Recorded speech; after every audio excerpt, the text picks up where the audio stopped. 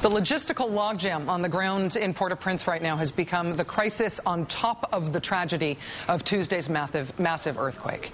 Governments and humanitarian groups from all over the world are trying to rush relief to the people of Port-au-Prince. Donations are pouring in, supplies are on hand, but with the airport, the seaport, and the roads all damaged from the quake, getting help to the actual people who need it is proving extraordinarily difficult, fatally difficult.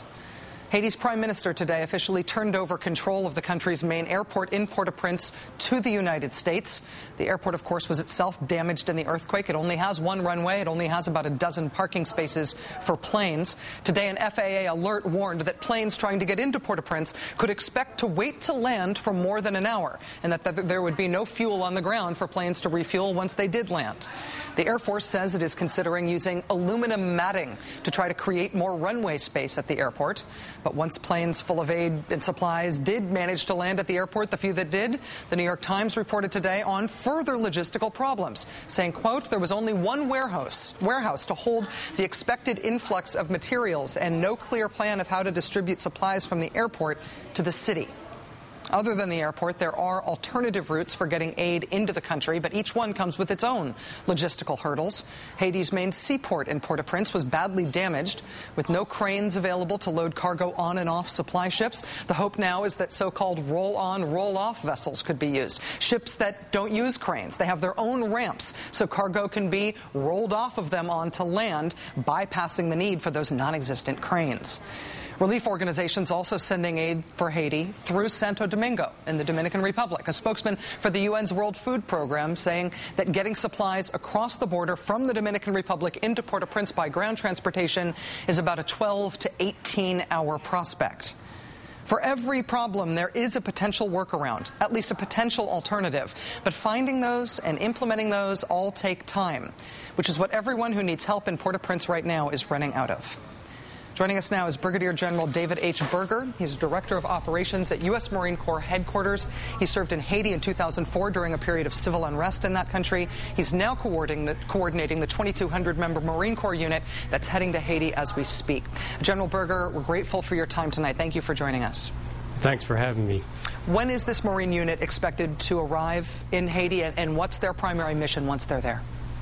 Rachel, first, just like to make sure that you understand all our thoughts and prayers are with the people of Haiti. And today and into tonight, the Marines that are from Camp Lejeune, from the 22nd Marine Expeditionary Unit, will load 3 ships during the afternoon into tonight, and they will load all through tomorrow morning and be underway.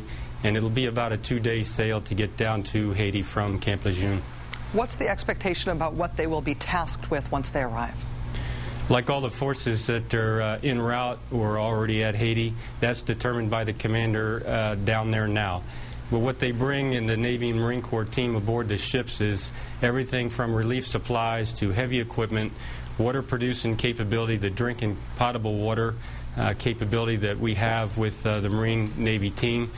So the supplies, the heavy equipment, and the people needed down there. In terms of the logistical problems that we are hearing about on the ground right now, there is materiel, there are a lot of personnel in Haiti right now. The problem is getting it that last mile, getting supplies, relief, expertise, rescue to the people who actually need it in the streets rather than just to the airport, say. What's the expectation for how these Marines will dock and unload their equipment and get out to the people who need their help the most?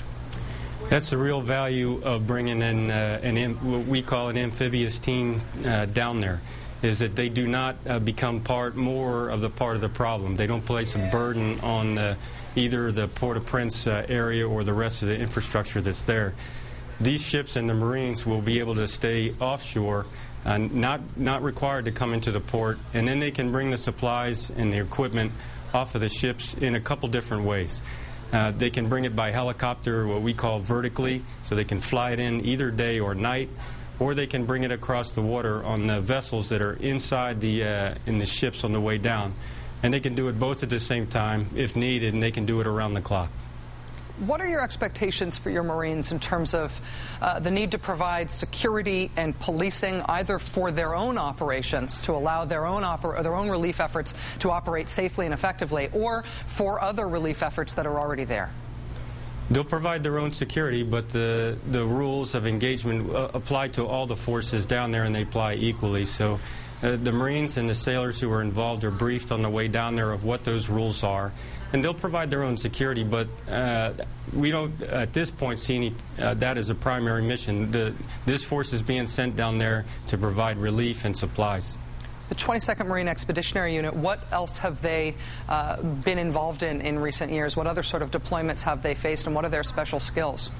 Well, that's one of the reasons. That's a good point, Rachel, but that's one of the reasons why this unit was able to form and get underway so quickly. This particular unit just returned from deployment in the Middle East last month. So the Marine commander and the Navy commander had worked together prior to their deployment and then for the 7 months that they were overseas. So when this call came, can you provide this kind of capability? It was an easy match. They know how to work together. Like I said, they're loading this afternoon and tonight. So this team has been working together for some time. How long are they expecting to stay in Haiti? That'll be determined by the commander on the ground. They will be down there until the mission is over or until they're released. Brigadier General David H. Berger, Director of Operations at U.S. Marine Corps Headquarters, thank you very much for joining us tonight. Good luck to you, sir. Appreciate your time. You're welcome, Rachel. Thank you for having me.